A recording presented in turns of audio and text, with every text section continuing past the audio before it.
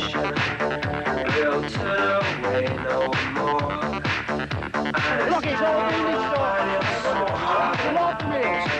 What I need to say, but I'm quite sure that you tell me just what I should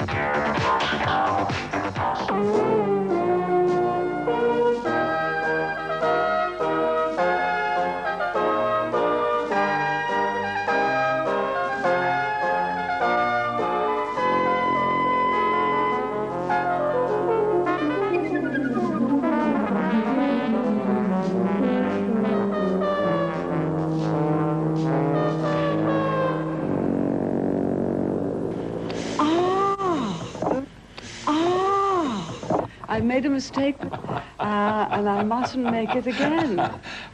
It's just that at my age, your neck shows your age. I made a mistake, and I mustn't make it again. Someone once said to me that I had my face lifted. I said it hadn't dropped yet. I made a mistake, and I mustn't make it again. We should all feel very, very guilty, guilty, guilty, guilty, indeed, in order to defend our way of life. That's most important of all. Could you just go back a bit? Ah! All right. Ah! All right. All right. All right. All right. All right. There is a revival. Revival. Revival. Revival. Revival. But we're still getting redundancies. But we're still getting redundancies. But we're still getting redundancies. Still getting redundancies. Still getting redundancies. Still getting redundancies. But the revival is starting. But the revival is starting. But the revival is starting. There is a revival. There is a revival. There is a revival. But we're still getting redundancies. Still getting redundancies. May I just say one thing? The revival is starting. But we're still getting redundancies. All right? Well, we'd better get on. If we don't do it well, we can do it again, can't we? Surely. No, surely.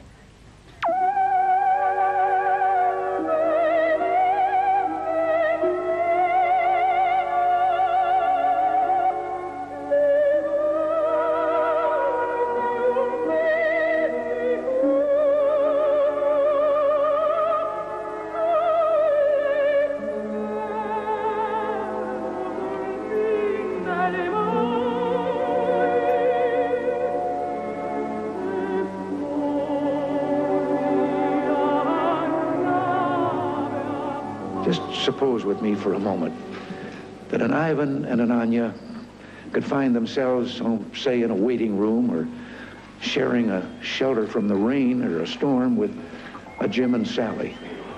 And there was no language barrier to keep them from getting acquainted. Would they then debate the differences between their respective governments? Or would they find themselves comparing notes about their children and what each other did for a living? Before they parted company, they would probably have touched on ambitions and hobbies and what they wanted for their children and problems of making ends meet. And as they went their separate ways, maybe Anya would be saying to Ivan, wasn't she nice? She also teaches music.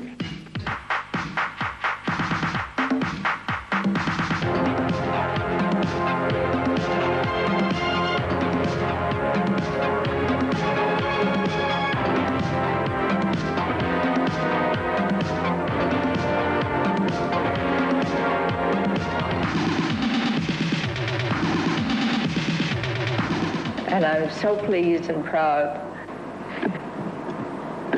and the best of the future.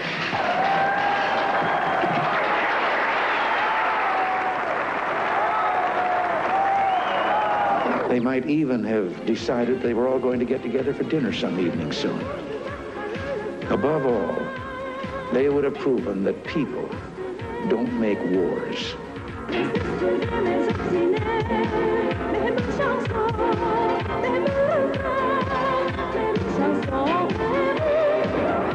That's some great and beautiful music we've been playing these past 4 years, but the way I see it, from here on, it's shake, rattle, and roll. That's when I fell for leader of the pack. My folks were always putting him down. Down, down. They said he came from the wrong side of town. What you mean when you say they came from the wrong side of town? They told me he was bad. I knew he was sad. That's why I fell for the leader of the pack.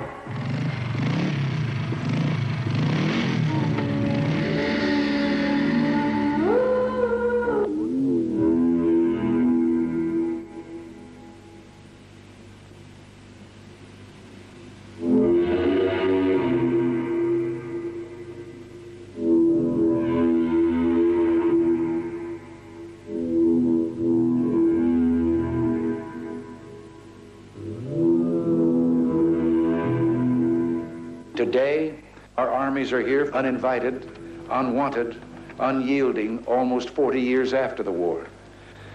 I tell you from my heart that we in the United States want war. We threaten God.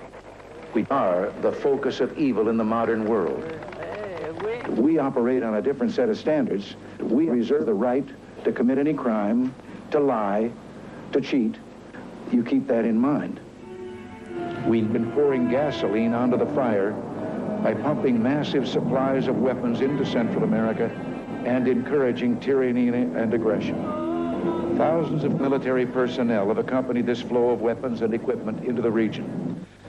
Believe me, to hold the office that I now hold is to understand each waking moment of the day, the awesome strength America can bring to bear. We must terrify Central America, the Soviets, Ireland, the Middle East, Panama, or Western Europe, and Japan, the free world for that matter. This is the way the decisions are made. The only difference between the Soviet government and our cabinet meetings is when it comes time for decision, we don't take a vote.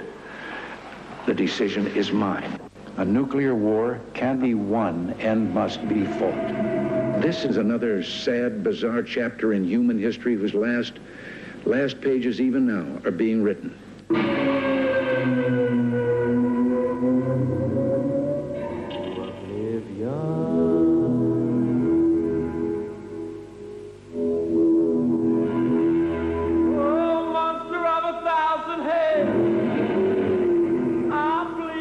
Place the blame on the Americans.